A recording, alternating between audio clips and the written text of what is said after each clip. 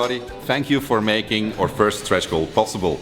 Your homestead at the shelter plane at the end of time is going to be a very cool and fun area to play in, and personally I look forward to fooling around with it.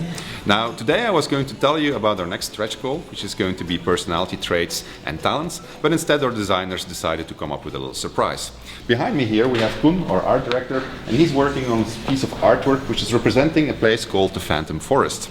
And apparently the designers are ready to extend the Phantom Forest for every single extra 1,000 backers that we're going to have. So be sure to read about it in the update. Anyway, for today's update I wanted to tell you a little bit about how Divinity Original Sin rewards exploration.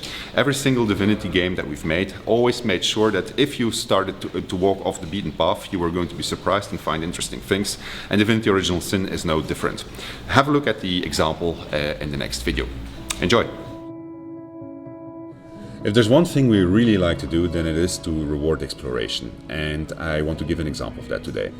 Here we're going to do a quest that we've actually shown already once at a trade show in Gamescom, to be precise, and this quest involves a bunch of soldiers who've been sent to investigate hauntings at a lighthouse. So we encountered the two soldiers, and they are asking us to actually go and investigate the lighthouse for them because they don't want to necessarily investigate themselves. They're a little bit of cowards. So we're going to accept and we'll go have a look at what's going on there. Now we're source hunters, and source hunters are known to be able to see the undead. Now that will probably be helpful since we're dealing with ghosts, and indeed as we approach the lighthouse, what do we see? A ghost, and he doesn't seem to be very happy. So we're going to talk to him and say, my friend, what's going on? And he tells us, well, I am the phantom of a murderer. And when we query him, we learn the story about the fact that he was the lighthouse keeper.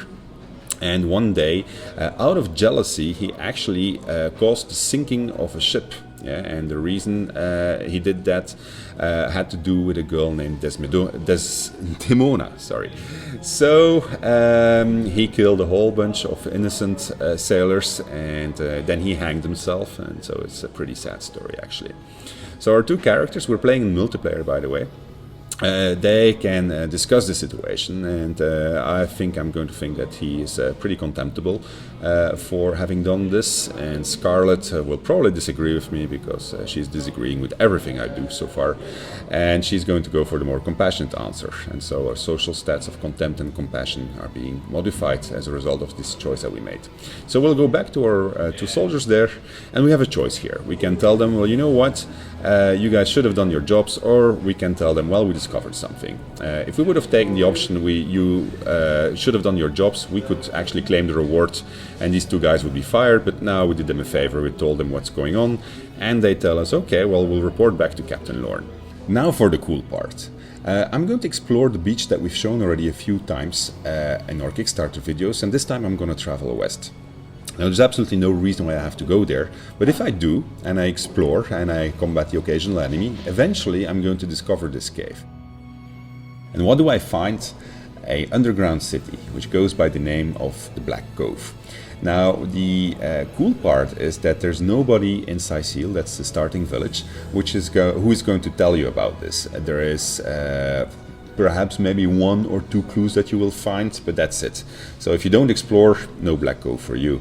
Now, funnily enough, this place is actually filled with sub-quests, quests, and what we call gameplay boosters, so there's a lot of fun to be had.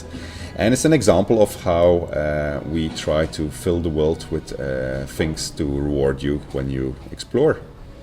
So there's more than meets the eye.